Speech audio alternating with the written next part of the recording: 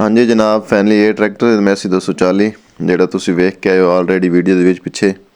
ਇਹ ਟਰੈਕਟਰ ਜਨਾਬ for sale ਹੈ, ਮੈਸੀ 240।